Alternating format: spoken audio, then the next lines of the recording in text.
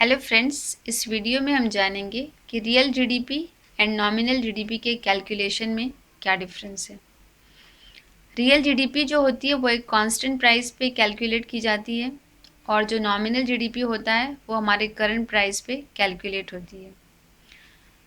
इन दोनों के डिफरेंस को हम एक एग्जाम्पल के ज़रिए समझेंगे।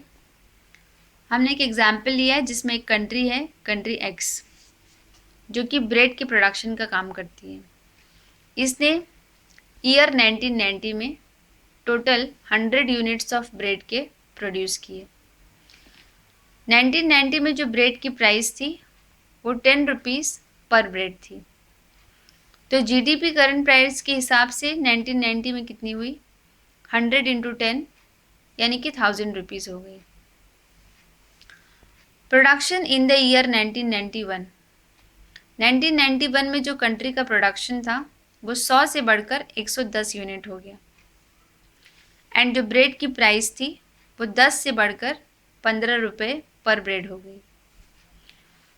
तो यहाँ पे हमारी जो नॉमिनल जीडीपी है, क्योंकि नॉमिनल जीडीपी करंट प्राइस पे कैलकुलेट होती है, तो हमारा करंट प्राइस जो 1991 में है वो 15 रुपये है एंड जो हमारा करंट प्रोडक्शन है वो 110 यूनिट है। तो इन दोनों का जो मल्टीप्लिकेशन है उससे हमें जो वैल्यू मिल रही है 1650 रुपये, ये हमारी नॉमिनल जीडीपी है। वहीं पे जब रियल जीडीपी को हम कैलकुलेट करते हैं तो हम एक बेस ईयर लेकर चलते हैं एंड जो बेस ईयर में प्राइस लेवल होती है उसी से मल्टीप्लाई करके हम जो है अपना रियल जीडीपी कैलकुलेट करते हैं। तो इस एग्जाम्पल में जो हमारा बेस ईयर है वो 1990 है एंड 1990 में जो प्राइस थी ब्रेड की वो 10 रुपये पर ब्रेड थी।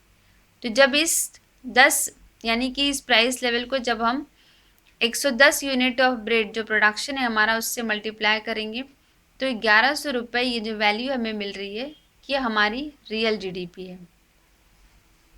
एंड जो इसका रेशियो है nominal GDP to real GDP का, इसे क्या कहा जाता है? जीडीपी डिफ्लेटर कहा जाता है। यहाँ पे नॉमिनल जीडीपी को हम कैपिटल लेटर्स में एंड रियल जीडीपी को स्मॉल लेटर्स में रिप्रेजेंट करते हैं। जीडीपी डिफ्लेटर को परसेंटेज टर्म्स में लिखने का, कैलकुलेट करने का फॉर्मूला क्या है? GDP nominal GDP upon real GDP into 100%। हमारे एग्जाम्पल में हमारी नॉमिनल जीडीपी है 1650 रुपये, रियल जीडीपी है 1100। जब इसको हम परसेंटेज के टर्म में कैलकुलेट करेंगे तो वैल्यू कितनी आ रही है? 1.5%।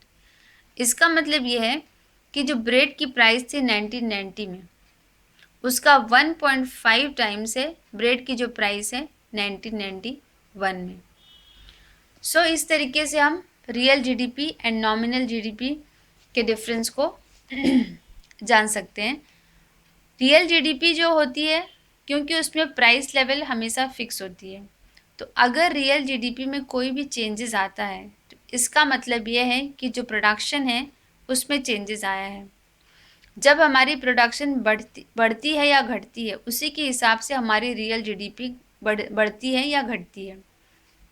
तो इस तरीके से हम अपने real GDP and nominal GDP को कैलकुलेट करते हैं।